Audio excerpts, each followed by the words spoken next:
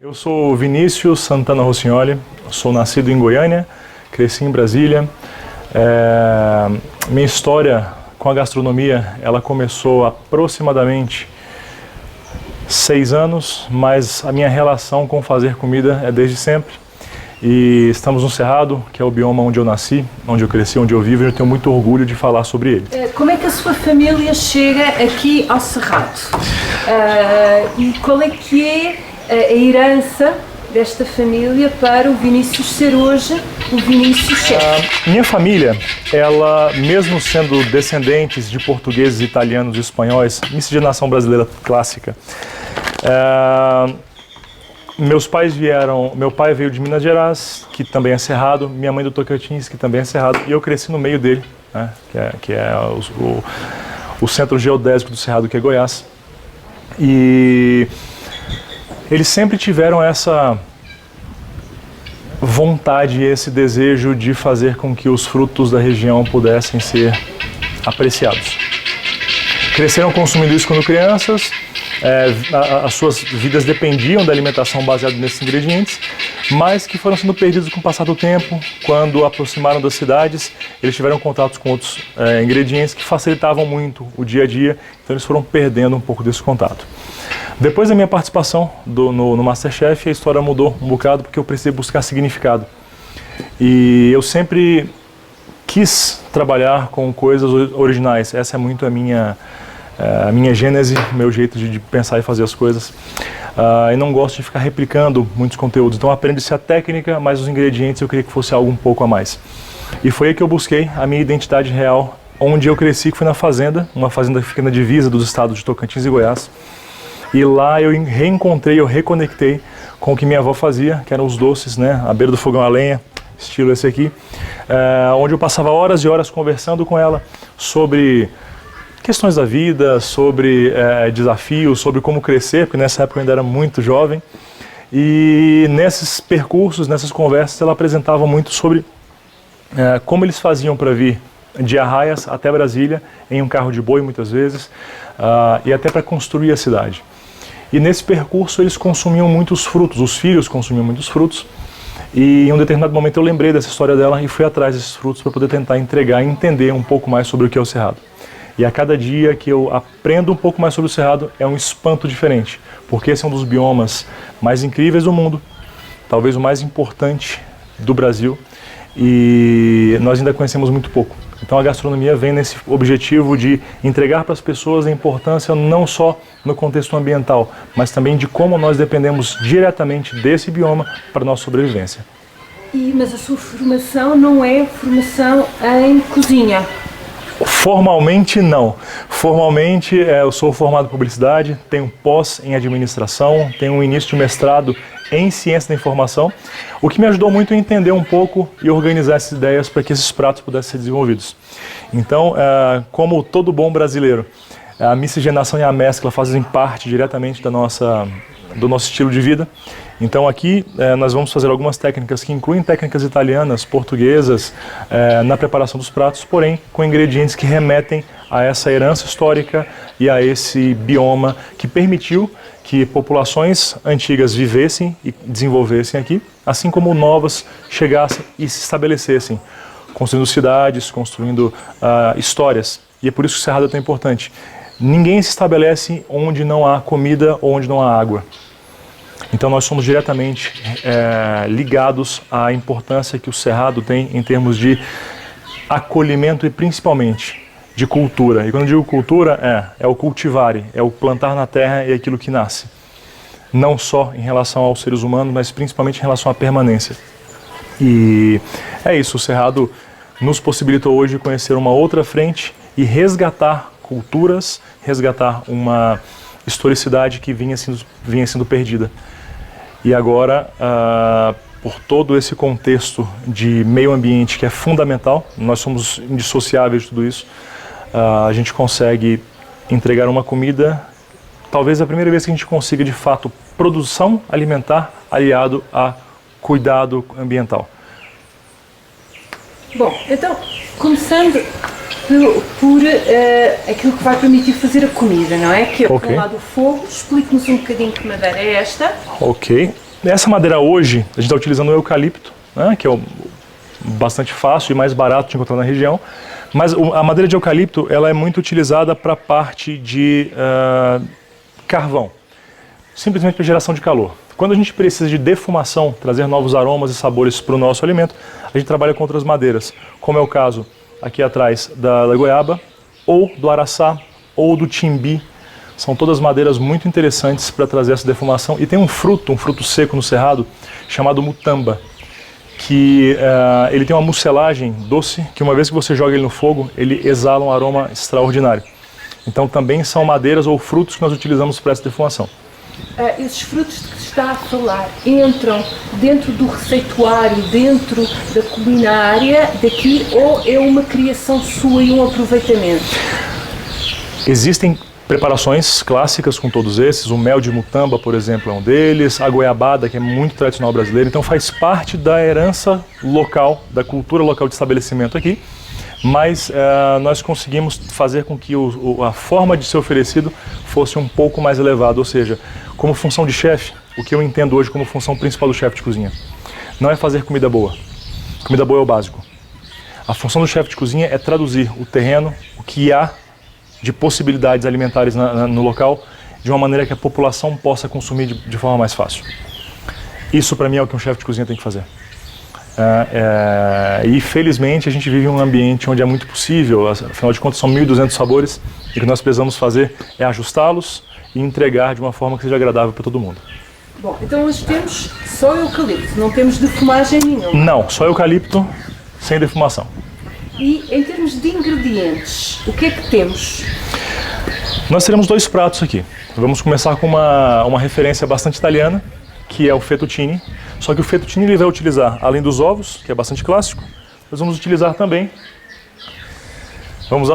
a pasta de piqui, né, que é um fruto, talvez a rainha do cerrado, o fruto que é mais conhecido, a identidade maior do cerrado é o piqui.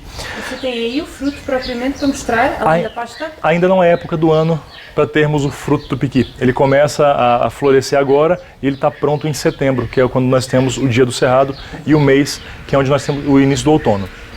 Então o piqui é um fruto altamente aromático, com as suas adaptações não só para o cerrado, mas também para a Amazônia e Pantanal, que é carnoso, bastante gorduroso, o que faz com que os animais também tenham um interesse muito grande por ele, porque gordura no meio da natureza é um pouco mais complexo de se encontrar. E o piqui ele tem, né, essa vantagem, então as aves gostam muito do piqui também por esse motivo. E outro ingrediente importante da utilização de hoje vai ser o cumbaru, que é um primo do baru. Bom, de onde é que ele é? Como é que ele é colhido? Quando é que ele é colhido? O cumbaru, ele é um primo direto do baru. A partir de outubro, novembro, a gente já tem eles maduros na natureza. Ele é um fruto que a gente quebra, dentro dele tem essa semente, só que o cumbaru ele não é interessante de se colocar na boca diretamente, porque ele tem uma pegada bastante amarga. Diferente do baru, que é o primo direto dele, onde se tem uma castanha extremamente saborosa, e a gente pode utilizar também o mesocarpo e o endocarpo dele para uma série de preparações, desde pratos até mesmo a utilização do seu endocarpo na construção civil, porque ele é tão duro que você substitui a brita para poder fazer a construção, tanto pavimentação quanto edificação. Portanto, estamos a falar de frutos que são altamente rentáveis, não só para a alimentação, mas para outro tipo de exploração humana, sei lá, construções e outras coisas. Perfeito, eles são, além de rentáveis, são altamente produtivos.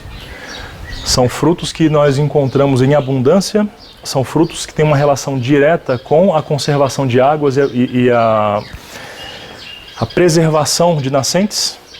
De que forma? Eles permitem que as águas fluam, como as raízes são muito profundas, eles permitem que as águas fluam por essas raízes e ele traz a água novamente para cima da superfície, facilitando a permeabilidade do solo. Então, além de tudo isso, é um fruto extremamente saboroso, com um teor de ferro altíssimo, o que pessoas que têm problemas, né, de consumo de ferro podem utilizar o mesocarpo do baru para isso, e, não obstante, a utilização da castanha como uma castanha tradicional de várias formas aplicadas, desde uma sobremesa, um prato principal ou para consumo como snack. Ok, voltando à nossa receita, então.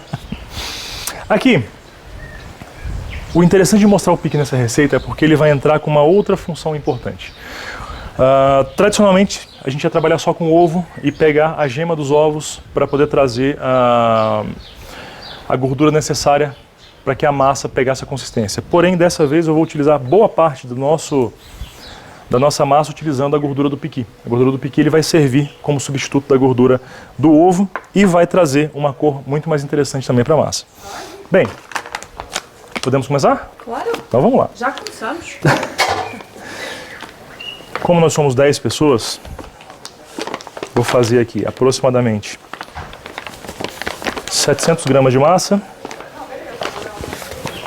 E nisso... A farinha é uma farinha de trigo tradicional. Farinha de trigo tradicional. Como esses ovos não são ovos caipiras, eu vou colocá-los direto aqui.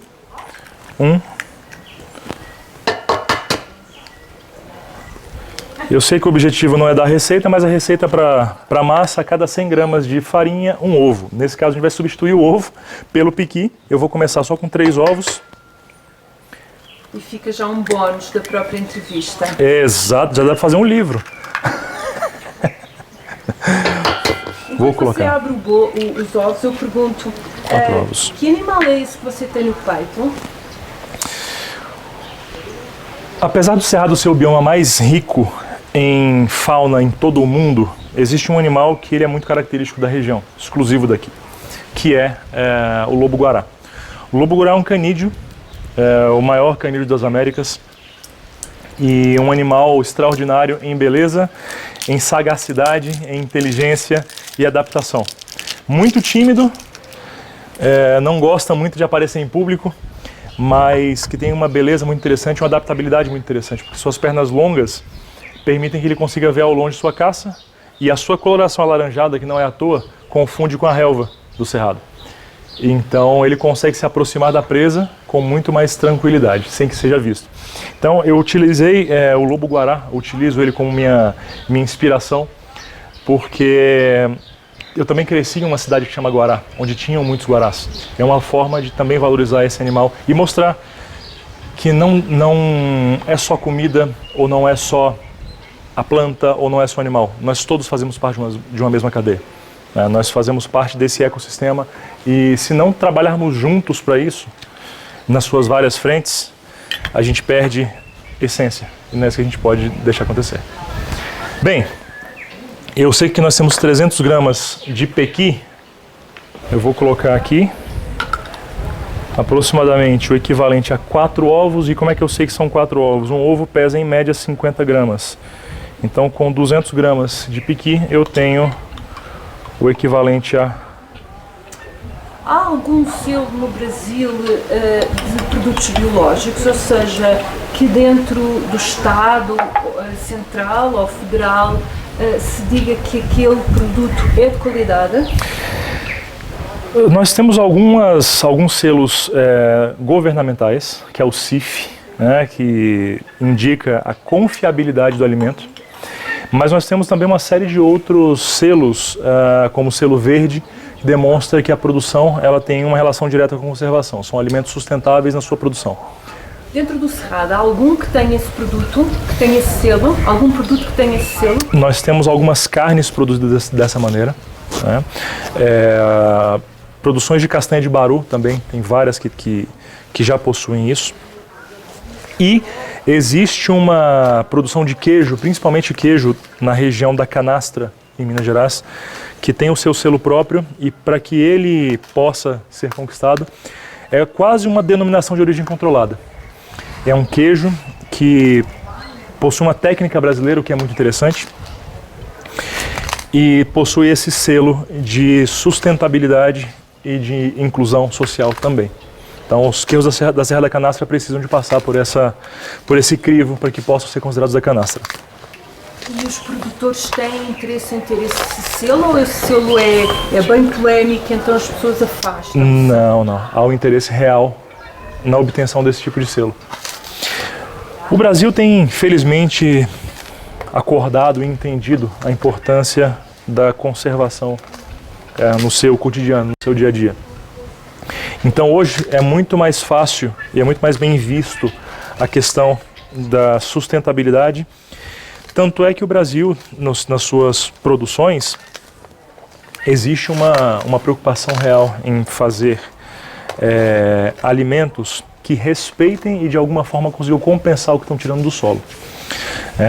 Essa não era uma preocupação até pouco tempo atrás. E essa preocupação nasce com? Acho que com a evolução do mundo e as demandas do mundo por soluções climáticas que nos permitam ter uma melhor qualidade de vida, porque de nada adianta termos tecnologias, processadores cada vez mais potentes, carros elétricos e derivados, se o nosso processo produtivo não contribuir para que nós possamos ter um sol que a gente possa olhar ou uma água que a gente possa beber. Nós dependemos disso, nós somos formados por isso.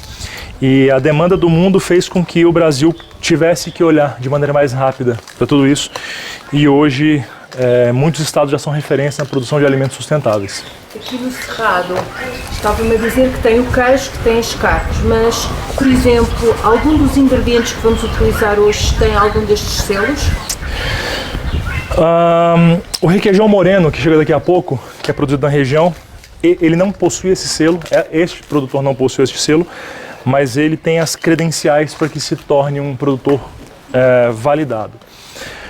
Mas, na prática, hoje, nós não temos, para a receita de hoje... É muito curiosa esta distância entre o produtor e o consumidor, não é? Porque se não há conhecimento, ele também não passa. Na sua opinião, a que é que se deve esta distância tão grande entre quem produz e explora a terra, os recursos naturais, e quem a consome? Especificamente, esses alimentos do Cerrado, quando eles foram, não vou chamar de descobertos, mas quando eles foram apreendidos, né, pelos povos que aqui vieram, que aqui chegaram, eles associaram esses frutos a frutos de fome, a frutos de animais. Então existia um preconceito em relação a esses alimentos. E um preconceito infundado, né, porque são alimentos extremamente saborosos. E como essa cultura foi criada, as pessoas geraram um distanciamento, o consumo gerou um distanciamento. Por exemplo, um desses produtos. O próprio baru. O baru tinha esse preconceito. O baru tem esse preconceito, a mandioca tinha esse preconceito. A mandioca é muitas vezes chamada do pão do pobre. E é um alimento extraordinário que salva vidas, assim como o araçá, a araruta. São outros alimentos muito consumidos, principalmente pelos catetos, que são uma espécie de porquinhos que nós temos por aqui. Então, como são animais que chafurdam, né, que cavam, a associação a consumir o que os animais consomem não era muito interessante. Mas são animais que se proliferam muito, então são animais muito frequentes na natureza, no cerrado. E eles acabaram que associaram esses frutos a esses animais e era quase que proibitivo você consumir isso. Se você consumisse isso, você era bicho e não gente. O que é uma ignorância, porque nós somos animais tanto quanto eles. Só que a gente tem um cérebro, às vezes, mais desenvolvido do que os outros, né? E de pouco adianta um cérebro desenvolvido se a gente não os usa. Então existiu esse preconceito, o preconceito gerou distanciamento e o tempo gerou esquecimento. E agora, como nós ainda temos uma geração que viveu essa fase, é muito interessante quando você percebe que muitas das famílias eles sobreviveram porque tinham esses frutos. Eles tiveram que quebrar esses preconceitos para que pudesse se estabelecer. E com isso a gente tem no Cerrado preparações e processos produtivos e tecnologias de produção que são o modo de vida das pessoas. É a essência delas. Você aprendeu com a sua avó alguma destas receitas ou alguma destas inspirações que vai utilizar hoje ou que utiliza recorrentemente? Possivelmente, o que nós vamos aplicar hoje, o que eu aprendi com ela foi a parte da aromatização do leite que a gente vai fazer com o fruto. Tá? Essa aromatização eu aprendi com ela. Mas como nós participamos de muitos processos e principalmente de encontros com chefes griots, o que são chefes griots? São pessoas que não possuem o conhecimento formal, que não sabem escrever, mas que transmitem os seus conhecimentos de maneira oral. E essas são tradições orais que são passadas de geração em geração. O interessante é vermos como fica a cor da massa. Posso mostrar para a câmera? Claro, deve. Pegou direito a cor aí? Sim, está ótimo. Um amarelo bastante vivo. Esse é o amarelo do piqui. Você falou aí de uns chefes que transmitem os seus conhecimentos de forma oral. Isso. Quem são esses chefes?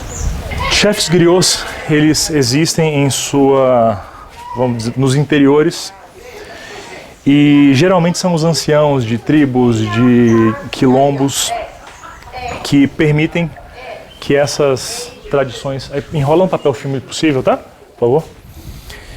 E que permite que essas tradições elas sejam passadas, porque eles não têm como escrever, né? Eles não sabem como escrever. E eu estive ontem em um encontro, nós tínhamos 8 chefes griots em Pirinópolis, que é uma cidade histórica aqui do Brasil, talvez uma das mais antigas, e foi muito legal poder ter... Esses chefes griots, eles têm receitas de comida, mas Sim. têm de outras coisas? Sim, eles têm receita... Porque na verdade a comida, ela também é remédio. Então, quando se produz, né, a receita que eles passam, ou o processo produtivo que eles passam, também serve como remédio.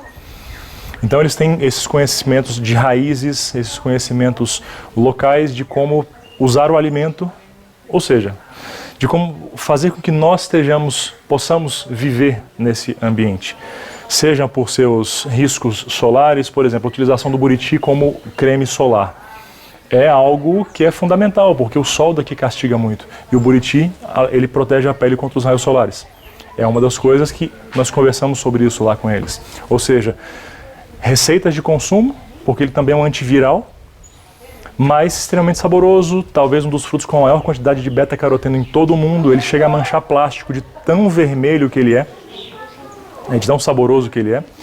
E é tão pouco dele aqui, inclusive. Comeremos buriti. Está em flocos. É um coco ácido. É a nossa tâmara. É um fruto que demora 80 anos para poder começar a produzir. Então este é um fruto que a gente precisa plantar literalmente em amor aos próximos, porque nós não comeremos das plantações que fizermos. Posso comer? Por favor.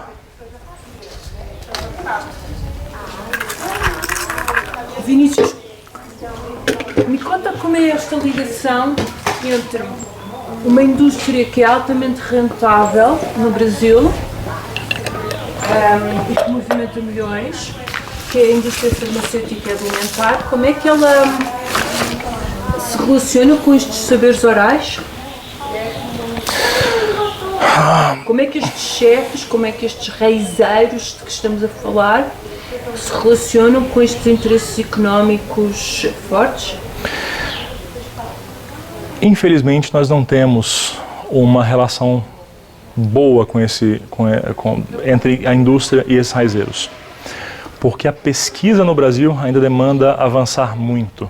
Nós temos pesquisas excelentes em muitas áreas, mas especificamente nessa parte de produção de remédios, a gente ainda trabalha muito com insumos ou tecnologias importadas. O que são insumos? Hã? O que são insumos? Matérias-primas de remédios. Essas matérias-primas muitas vezes são trabalhadas de maneira muito ignorante. Por exemplo, quando nós pensamos em vitamina C, qual é o primeiro fruto que vem à sua cabeça? Laranja. Perfeito. Goiaba tem 4 vezes mais vitamina C do que laranja. E por que a gente continua insistindo em comprar vitamina C vinda de laranja? Não faz sentido. Nós temos alimentos que têm um potencial nutritivo, porque comer não é só ingerir caloria, é ingerir nutrientes. Tem muitas pessoas que são obesas, mas que são desnutridas. Então, a nutrição ela parte principalmente da quantidade de nutrientes que a gente consegue entregar para as pessoas. E o cerrado é amplamente preenchido por superalimentos, que são alimentos que têm um teor nutricional absurdo, que poderia inclusive resolver boa parte da fome do mundo. O problema da fome no Brasil não é falta de alimento, é a má distribuição e o pouco conhecimento. Falamos de superalimentos aqui do Cerrado. De onde é que eles são e quais são? Bem, dos 1.200 sabores que nós temos no Cerrado, o buriti é um deles, né? É um alimento que você... É o alimento grama a grama mais calórico que você vai encontrar no mundo, é o buriti. E percebe que ele tem um dulçor interessante, isso porque você comeu ele seco. Esse alimento ele é impressionante o quão elegante ele é. Nós temos o bredo, beldroega. O bredo ele tem 3 vezes mais potássio que a banana. A beldroega é um fruto, é uma folha que tem 4 vezes mais ferro do que o espinafre. Então existem literalmente dezenas de alimentos que são considerados superalimentos, mas que ainda se encontram nesse processo de redescoberta. E a cozinha é o local para a gente mostrar que eles têm tanto essa função alimentar, quanto a função também de produção de remédios. Porque uma vez que esses elementos são identificados, o que nos falta agora é fazer com que esses produtos possam ser processados e extraídos dos seus, sejam óleos essenciais ou princípios ativos, e colocados de maneira mais fácil para a população, não só do Brasil, como do mundo como um todo. Voltando aos chefes e a importância deles em termos da perpetuação destes saberes, não é? Ok. Eles não têm uma tradição escrita, é só uma tradição oral. Existe dentro do Cerrado algum sítio onde eles transmitam estes conhecimentos? Nós fazemos encontros semestrais com esses chefes. Nós trazemos esses chefes para que outros chefes de cozinha, os chefes griots, possam falar para os chefes de cozinha, passar seus conhecimentos. Foi isso que nós fizemos exatamente na semana passada. Nós quem? Chefe Gilmar, eu e mais alguns outros chefes que ajudaram a organizar esse evento chamado Cozinha Raiz, que acontece em Pirinópolis, mas existem outros eventos similares no Brasil. Não é uma política pública de defesa de um património? Não. São ações privadas de quem entende que tem função pública, porque uma coisa é ter função pública, outra coisa é ter cargo público. E nós, assumindo a função pública, nós fazemos isso porque nós sabemos o quão precioso é, não só em termos monetários, mas também em termos culturais, a conservação desses saberes. Estes chefes griots de que estamos a falar, eles são aliciados por esta indústria farmacêutica e etc. para vender os seus segredos? Talvez alguns poucos deles sim, mas a maioria não. A maioria ainda não desperta o interesse dessa indústria. Existe um conhecimento empírico que muitas vezes não é valorizado, como é o caso do xixá. Xixá é uma flor que nós temos aqui, é uma semente que nós temos adocicada, que existe um conhecimento popular que ele é um antiofídico natural.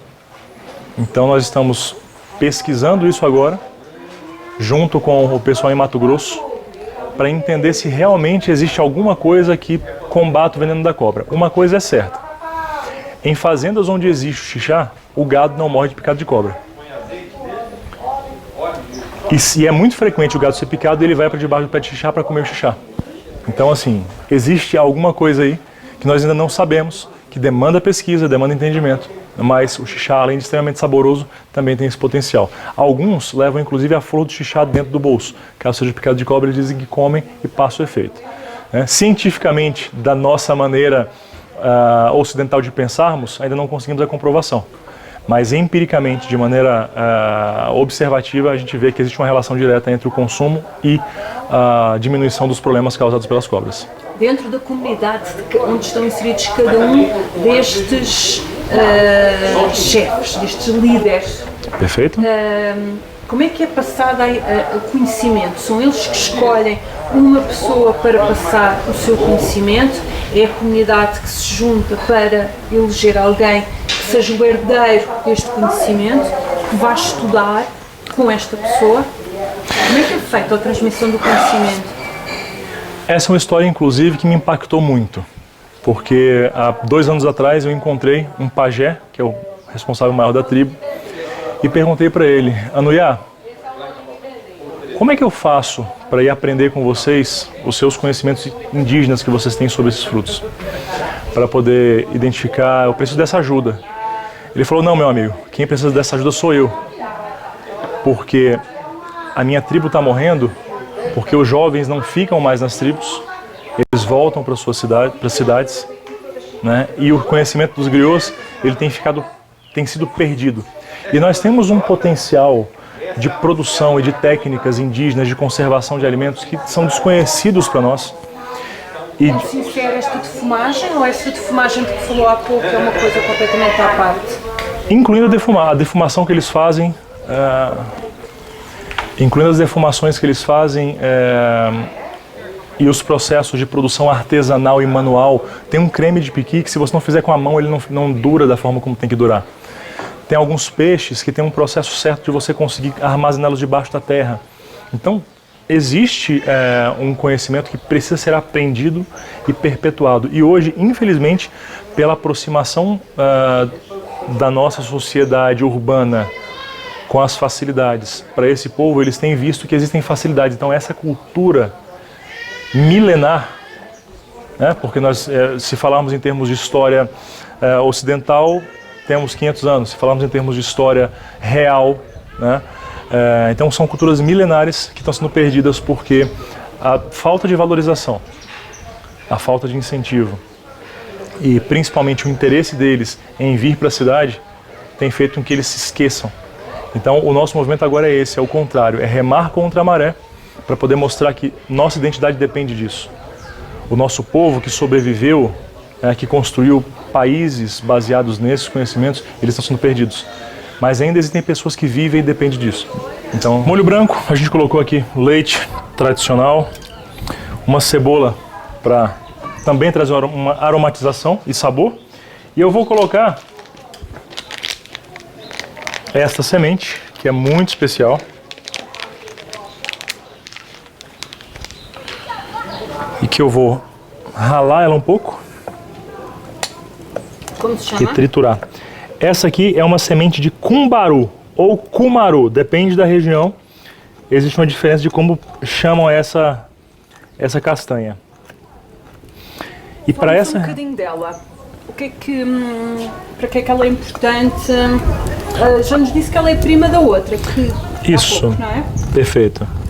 O cumaru, ele é muito mais conhecido pela sua utilidade na madeira, que é uma madeira extremamente valiosa e também perfumada, e com a cor muito bonita, do que pelo seu fruto.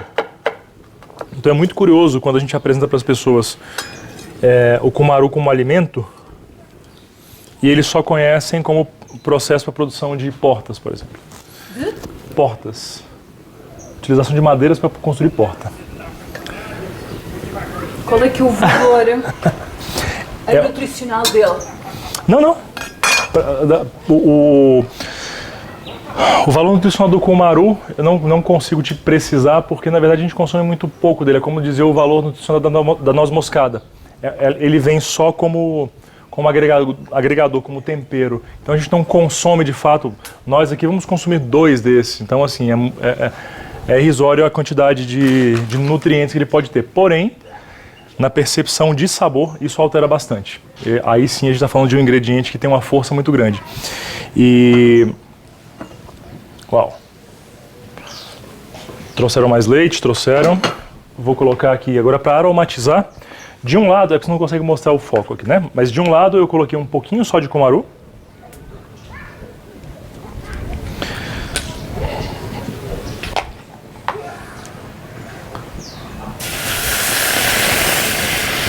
Agora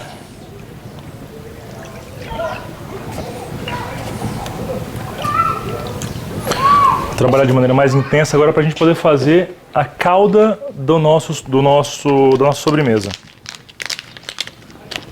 Você usa o leite aqui, mas as vacas que nós vemos circular aqui no cerrado não são vacas leiteiras.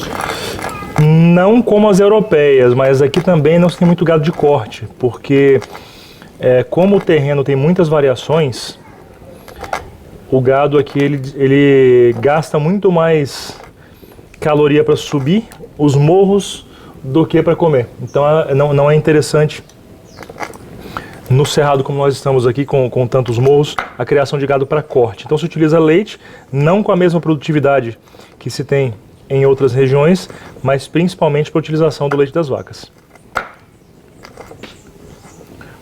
E quando você fala em carne, que já falou há pouco, essa carne é carne de quê? Vaca, boi? Nós temos produção aqui de uma série, na verdade todas as principais carnes consumidas no mundo são produzidas no Cerrado. Existem regiões específicas com produção de carne bovina, suína, aves, caprinos, e agora a gente já tem também uma oferta interessante de carne de jacaré e também de...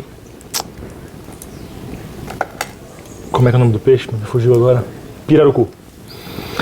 E é interessante falar sobre essa parte da oferta desse tipo de carne, porque primeiro nós fugimos da questão de monoculturas, e segundo porque hoje existe uma relação direta entre o afastamento desses animais do risco de extinção, porque uma das contrapartidas de quem produz esse tipo de proteína é a devolução de um alto percentual desses animais em idade viável para a natureza.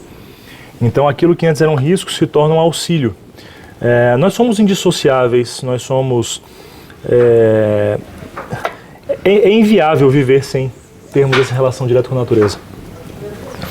Então, quando nós passamos a entender que este processo produtivo, essa geração de alimentos, ela pode e deve ser diretamente relacionada à conservação do meio ambiente, isso muda o jogo e tem mudado o jogo para muita gente.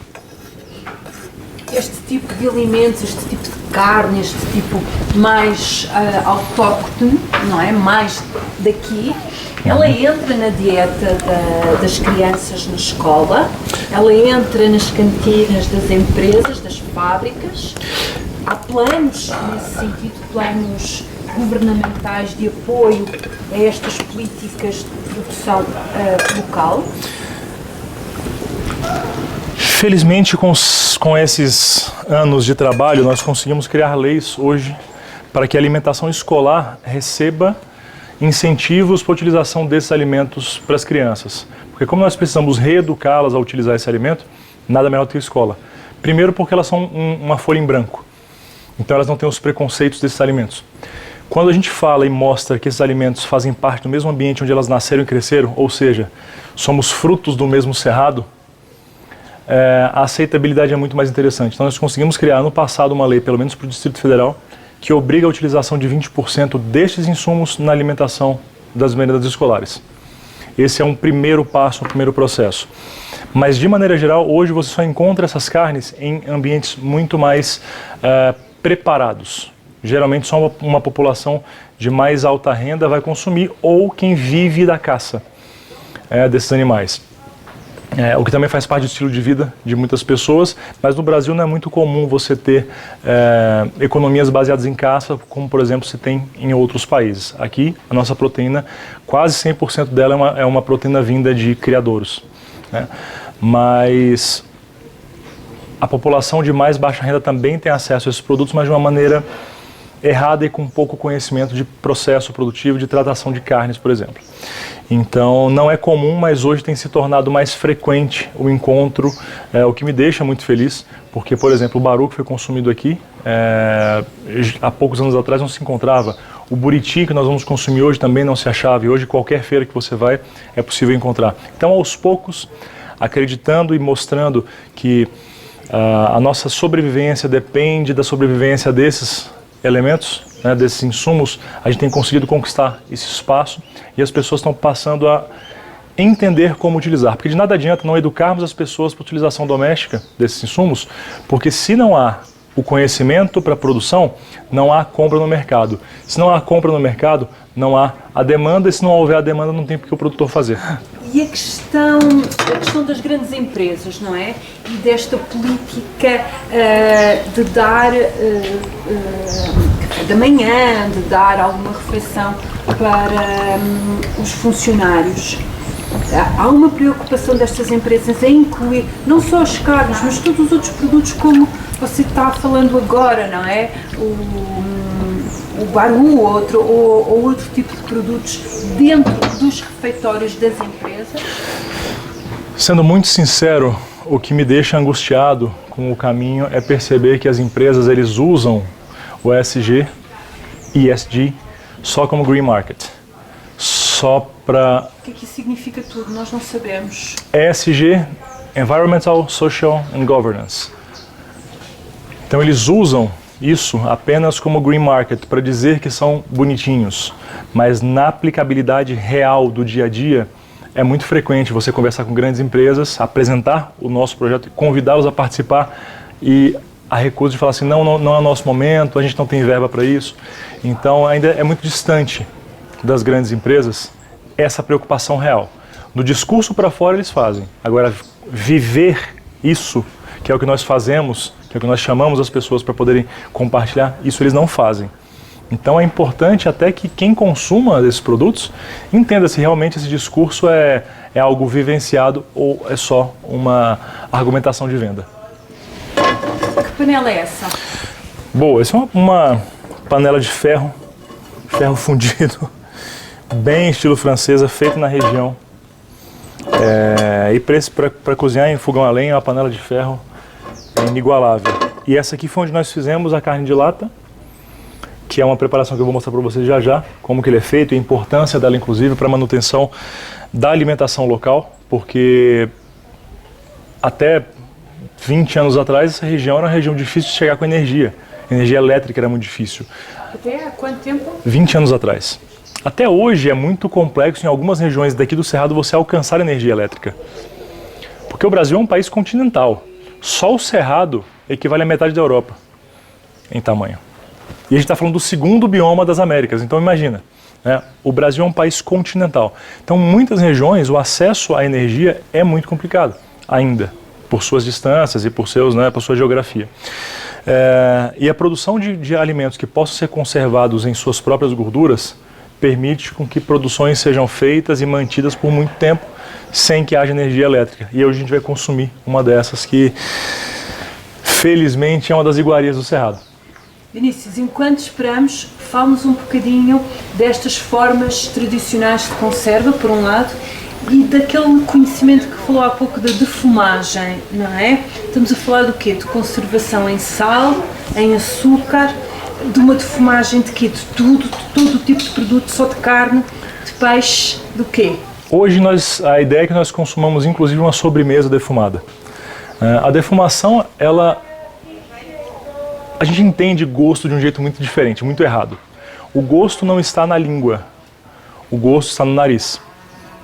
Tanto é que quando nós temos alguma obstrução, estamos resfriados, a gente não consegue sentir o gosto das coisas. 70% do gosto vem do cheiro.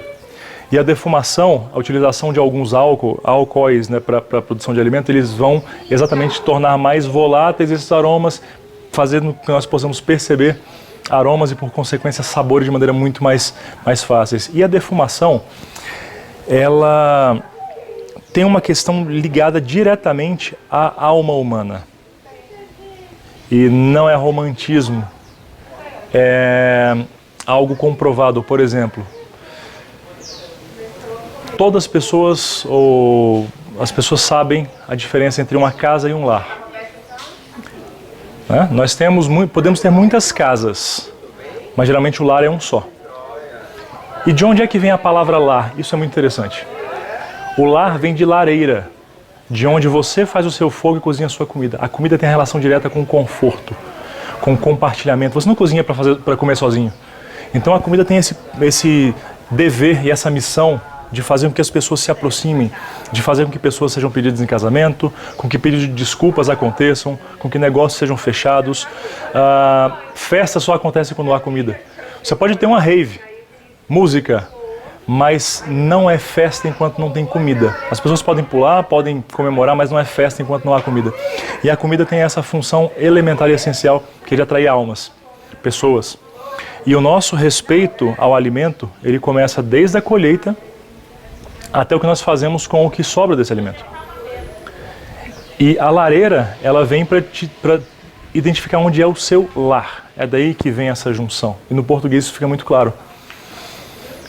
Porque onde você senta, onde você faz o fogo, onde você se aquece e se sente confortável, isso é o seu lar. E as pessoas têm que ter mais conhecimento e mais contato com esse tipo de emoção da alimentação. Tá? E a defumação ela faz parte diretamente disso, porque uma das formas que nós temos de conservação é essa saturação da proteína utilizando a fumaça. Né?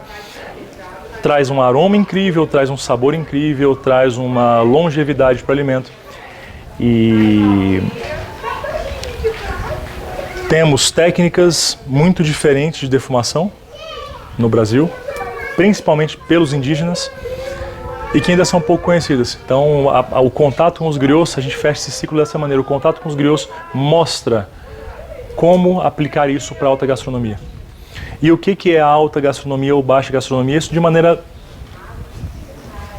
para traduzir em vocabulário, algo entendível.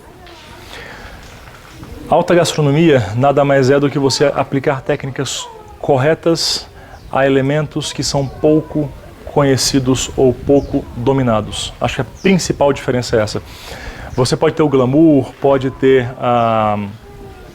o luxo, mas eu acho que luxo e glamour não são essenciais para a alta gastronomia. Eu conheço muitas cozinhas de fazendas que têm alta gastronomia de uma maneira muito simples, porque dominam técnicas. Luxo cai para uma outra frente. Então, por isso que eu amo tanto fazer isso que eu faço. Porque independente das empresas que eu atenda ou das comunidades que eu atenda, se eu vou atender ao rico ou ao pobre, o insumo é literalmente o mesmo. O que difere é que para quem tem fome, eu não posso passar 14 horas fazendo uma preparação. Para quem quer viver experiências, eu já posso me dar ao luxo e ao tempo de passar mais tempo para alcançar outros objetivos. Mas o insumo e a essência é o mesmo para os dois. Então eu vou adoçar aqui agora.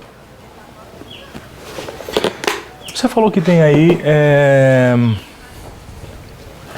farinha de jatobá, não tem? É. Você pega uma colherinha, por favor. Você está usando açúcar branco, mas açúcar branco não é daqui, não. Que tipo de açúcar é que vocês têm aqui no Cerrado? Então, os açúcares de cana-de-açúcar, o Brasil, em essência, não possui cana-de-açúcar. Cana-de-açúcar também é asiático. É mais uma das heranças que foram implantadas no Brasil, o que é muito legal, porque demonstra que muitos desses ingredientes ou desses elementos, eles se dão muito bem com a terra do Brasil, e o que faz cair por terra a ideia de que o Cerrado é um solo infértil, improdutivo e ácido. O que difere principalmente o açúcar branco do açúcar mascavo, aquele açúcar marrom, é porque ele é um açúcar menos processado. Porém, o Brasil tem uma grandiosa quantidade de produção de açúcar, de sucralose, de sacarose, que é o que a gente tem aqui, frutose principalmente, mas como para a receita eu quero manter a transparência e manter a cor mais clara do leite que vai regar a tapioca, se eu colocar alguma coisa marrom ela vai chocar com a preparação. Então por isso que a gente decidiu usar o açúcar branco. Mas existe uma produção grande de rapadura aqui na região. E a rapadura, ela, em um determinado momento, se você vira para o lado líquido, ela vai virar a cachaça, que é muito tradicional. Se você continua a apurar, ela vai virar rapadura, e se você processar, ela virou açúcar. Então são subprodutos de uma... Mas daqui também. Daqui também. Este aqui é um outro ingrediente muito interessante, que é o jatobá. Jatobá é uma vagem que nós temos no Cerrado. Deixa eu trazer mais para perto. Aqui. E isso aqui, a gente nem pode chamar de processamento, porque... Um pouquinho mais alto. Mais alto. Esse está ótimo. Isso aqui é a própria farinha, ele já vem pronto dessa maneira, só que essa farinha fica ao redor da semente. Então basta passar na peneira que ele já sai dessa maneira. É um fruto que tem um sabor bastante acentuado. Para quem é intolerante à lactose, tem bastante cálcio aqui. Então, ó. O que é isso? Essa é uma carne de lata feita na região, por pessoas que moram aqui. E talvez eu vou trazer para perto da câmera. O que é carne de lata? Carne de lata é uma carne que ela é cozida e ela é frita, na verdade, na própria gordura do animal. E essa gordura é aproveitada para poder cobrir esse alimento, o que por consequência conserva ele por longos períodos, por meses fora da geladeira. Independente da temperatura ser baixa ou alta, a carne de lata ela sustenta por anos. E quanto mais tempo ela passa nessa gordura, mais interessante e intensa ela fica. Então, com a dificuldade de acesso à energia elétrica, a única maneira que se tinha de conservar carne era assim, na carne de lata. Vocês não defumavam aqui no Cerrado a carne? Assim é mais fácil fazer dessa maneira. Porque a carne, geralmente a defumação da carne tira a água dela, né? Deixa ela um pouco mais seca. E o óleo não. O óleo já permite que você tenha... Vocês vão perceber que isso aqui é uma carne extremamente macia e já vem temperada, porque você coloca o tempero todo nela antes. Existe sim a produção de carne de sol, muito forte, faz parte da cultura, a produção de carne de sol. Também existe a carne serenada, que é uma carne que ela seca à sombra. Mas todas essas são formas bem tradicionais e que, felizmente, a gastronomia mostrou que são formas que precisam ser reconhecidas e valorizadas na alimentação do cotidiano. E que bicho é esse? Vaca, boi, porco?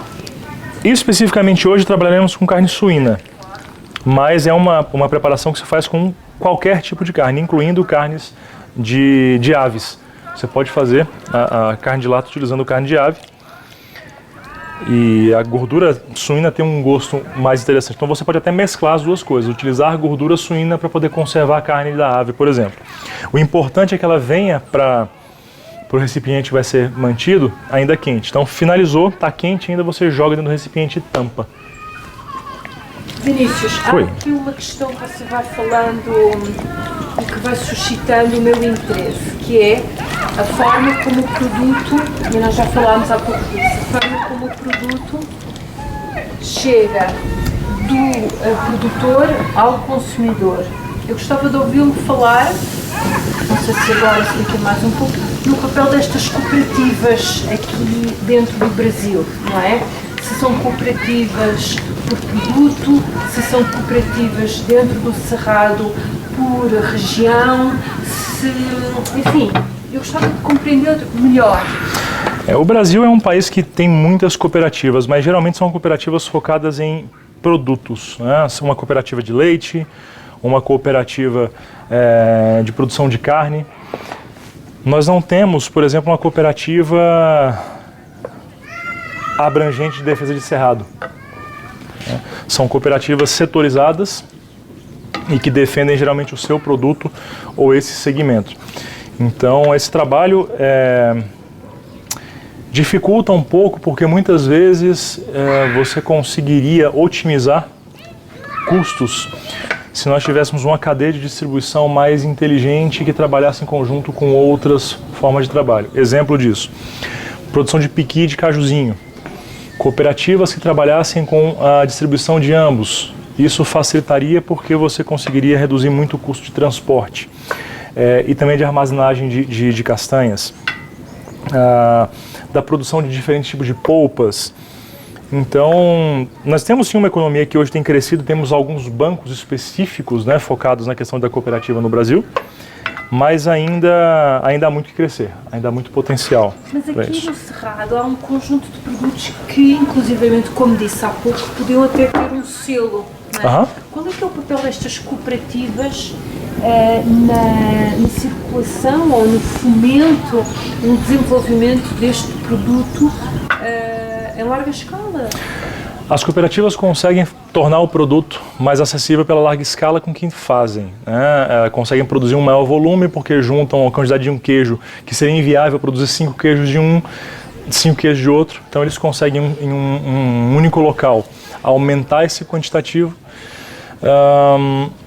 Mas mesmo assim eles ainda estão pouco relacionados às questões dos selos. Muitas dessas cooperativas são criadas por necessidade e não por oportunidade. Então pessoas que precisam vender o seu leite ou precisam vender sua carne se juntam para conseguirem ter mais força de negociação. Até porque se forem vender direto no mercado, o preço seria eles não teriam força para negociar. Então se juntam para que o preço possa ficar mais interessante. Porém, tendem a ser pessoas também com pouco conhecimento de acesso a essas iniciativas públicas ou desses selos que trariam mais visibilidade e principalmente mais credibilidade para o trabalho que desenvolvem. Há um outro fator nestas cooperativas interessante, não é? Porque elas têm relação com as grandes cadeias de supermercado. Nem todas, mas hoje elas conseguem negociar de maneira mais fácil com as cadeias de supermercado. Eu mesmo ajudo pelo menos 3 cooperativas nesses casos. São produtos de excelente qualidade. E isso também é um outro fator interessante, você conseguir manter padronização. Dentro de uma cooperativa você consegue isso. E produtos que não fazem feio para nenhum tipo de... contra nenhum outro tipo de produto industrializado. Por exemplo, leites e queijos. Em Brasília tem uma cooperativa chamada Araguaia, do Cerrado. A Araguaia produz leites e queijos regionais, inclusive alguns com técnicas serratenses. E ela desenvolve isso, mas não conseguiu nenhum selo ainda. Tem queijos que, adaptados ao nosso clima, à nossa temperatura, eles fizeram um queijo chamado, acho que Brasília. E é um queijo muito... deve esta aposta tão grande no agropecuário e tão pouco na semente, e tão pouco na agricultura, não é? Em todos os outros produtos. O Brasil caminhou muito pelo lado das necessidades do que o mundo precisa. Há pouco tempo atrás, a oferta de carne, de proteína animal, era muito difícil. Então, como o Brasil tem muita área, era mais fácil vender carne do que vender a semente. Até pela questão de perecibilidade. A carne você consegue, de maneira refrigerada, entregar de maneira muito mais simples do que uma folha. Uma folhagem, passou 2, 3 dias, ela já está murcha. Então, como o Brasil está em um continente muito distante de qualquer outro continente, o nosso transporte ele é feito basicamente por navio. E a carne você consegue refrigerar e mandar. Já folhas e frutos já tornam-se um pouco mais complicados. E também existem barreiras sanitárias que dificultam o acesso do mundo também a esses outros produtos. Não pela pouca qualidade, mas existem outros fatores políticos que também interferem no acesso e no conhecimento dos outros povos em relação a isso. E aí, filhão? Vamos pegar fogo? Vamos? Então não há aqui um interesse das grandes cadeias de supermercado em procurar estes produtos por ser um produto diferenciador e por isso aumentar a venda desta grande superfície. Não há esta lógica? Não, só para você ter uma ideia, eu tive uma reunião há 2 semanas atrás com o dono de uma grande rede de mercados. Para falar sobre isso, inclusive vamos criar uma gôndola específica de Cerrado com os produtos aqui. E a preocupação dele falou, a gente vê isso depois. Meu problema hoje é porque eu tenho quase 30 toneladas mês de comida que são jogadas fora, né? Principalmente de hortifrutis. Desperdício alimentar. Desperdício alimentar. 30 toneladas mês. E o problema dele não era nem o desperdício em si. Ele falou, como é que eu consigo transformar esse desperdício em receita? Como é que eu consigo transformar isso em algo que me gere valor? E não só em falar somos sustentáveis ou preocupamos, né, com o consumo cíclico. Não, o foco era simplesmente fazer uma ação para poder mostrar que estão fazendo, mas sem a profundidade necessária. Então hoje o que nós precisamos verdadeiramente é de mostrar que essa necessidade de inclusão e de cuidado com o meio ambiente, ela precisa ser real, ela precisa ser além da superfície, ela precisa ser vivida. E nós não temos isso hoje de maneira tão clara assim. Organizações que poderiam fazer muito, mas que não, infelizmente, não vivem o que pregam.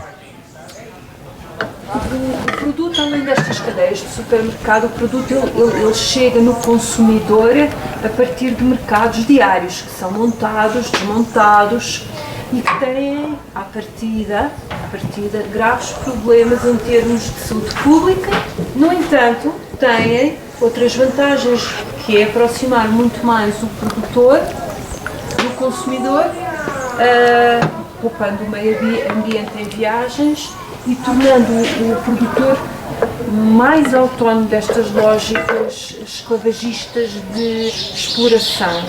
Não é? Como é que o Governo Federal do Cerrado, como é que aqui, ou mesmo a Reserva da Biosfera, olha para este potencial? É interessante você tocar no ponto governo do Cerrado, né? Até porque ele não existe. E é uma risada irônica porque, como vocês já sabem, para quem tem nos acompanhado, o Cerrado é o segundo maior bioma das Américas e, sem sombra de dúvida, é o mais importante que nós temos por aqui. Porém, ele e a Caatinga são os dois únicos biomas que nem na Constituição Federal do Brasil são reconhecidos como bioma. Não existe uma carta que diga que o Cerrado é bioma. O que dificulta muito as políticas públicas. Uma das nossas defesas dentro do Congresso é isso. Mas já tem 6 anos que a gente luta para colocar o Cerrado como bioma na Constituição brasileira e mesmo assim a gente não consegue espaço para isso. E não é por questão de falar, porque um lado A ou um lado B não querem. Nós já apresentamos para os dois lados. E a coisa não anda, não flui. E é simples. É simplesmente escrever. O Cerrado passa, a partir de hoje, a fazer parte dos biomas brasileiros. Artigo 225, parágrafo 4 da Constituição do Brasil. Basta colocar este nome e a gente consegue desburocratizar muitas coisas. Inclusive ter uma política de governança para o Cerrado. Que não existe. Que não existe. Nós temos o que me espanta, por exemplo, aqui no estado de Tocantins, os projetos que lá existem são chamados de Amazônia Legal. Lá nem a Amazônia tem. Então o Cerrado é tratado de maneira muito errada por todos nós, pela iniciativa privada, pela forma como faz, pela iniciativa pública, pela forma que não reconhece. Então este selo da biosfera ajuda, colabora neste processo de responsabilização política sobre a coisa, ou não? Com certeza. Com certeza, porque esse tipo de conhecimento e de conscientização, nós já sabemos que de maneira interna vai ser difícil ter acesso. Vai ser difícil o convencimento. Então é importante que outras pessoas do mundo possam se juntar, outros países, outras organizações, e dizer, como assim? Vocês têm todo esse bioma e esses específicos não fazem parte da história de vocês, ou do que vocês defendem formalmente? É um processo que aqui de dentro nós temos lutado, mas precisaremos que parceiros de fora também nos ajudem nesse evoluir. E o pequeno agricultor familiar? No que é que mudou, se é que mudou alguma coisa este selo da Reserva da Biosfera? A agricultura familiar recebe alguns incentivos, mas isso ajudaria muito a dar uma origem de denominação. Isso ajudaria muito a entender que é um produto que atrela pessoas ao meio ambiente, que mostra que somos um ser único e interdependente, que é uma ação de simbiose e não uma ação de exploração. E a gente muda o jogo dessa forma. Um selo como esse faz com que as pessoas percebam que pessoas dependem disso para sobreviver. Mas estes agricultores familiares têm esta percepção, este consumidor que vai no mercado e consegue provar outro tipo de coisas, nomeadamente queijo, tem alguma consciência deste processo de classificação da Reserva da Biosfera? Eles não fazem nem ideia de como chegar nisso. É muito distante. Tanto geograficamente, quanto filosoficamente e o acesso a esse tipo de informação. Vinícius, Industrial. Fomos falando dos produtores, fomos falando aqui destes chefes que têm uma grande tradição oral e ainda não falámos das raizeiras e da sua função dentro do que é a cozinha no Cerrado. Ajude-me a compreender o papel delas aqui no Cerrado. As raizeiras têm um conhecimento profundo sobre a aplicação dos alimentos, e muitas vezes alimentos que são amargos, geralmente bons remédios são amargos, elas têm esse domínio sobre o que serve para cada uma das suas funções. Mas não só em termos de raízes, elas também conhecem muito de frutas. E até pouco tempo atrás, e eu tenho aqui alguns exemplares, essas são as nossas baunilhas, algumas delas. Daqui, do Cerrado. Baunilhas do Cerrado. Vá dizendo o nome, por favor. Essa aqui é a pompona, essa aqui é a baiana, e eu acredito que eu tinha uma Quimissonias, mas eu não tenho... Bem, temos duas aqui, a baiana e a Quimissonias. Se você perceber, ela é muito mais amadeirada, o cheiro dela, do que a outra baunilha. Ela se torna até mais elegante. E até pouquíssimo tempo, uma baunilha dessa era vendida por essas raizeiras a pouco mais do que R$5. Hoje, o quilo dessa baunilha custa algo em torno de 2 ou 3 mil reais. Porque você passa a saber as suas aplicabilidades. Então, uma coisa é a oferta, outra coisa é a demanda. Enquanto elas não conhecem, não sabem do potencial que esses insumos têm, elas simplesmente tratam como algo natural que elas encontram em qualquer lugar que não dão valor. Mas elas são de fundamental importância porque elas têm, dentro das suas tradições e das suas dependências de vida, a utilização desses remédios, dessas raízes e frutos como sobrevivência no seu dia a dia. Então esse conhecimento que é passado de geração em geração, ele garante a qualidade de vida de muitas pessoas que não teriam acesso a remédios tradicionais. O que você está fazendo? Agora eu vou começar o processo da farofa.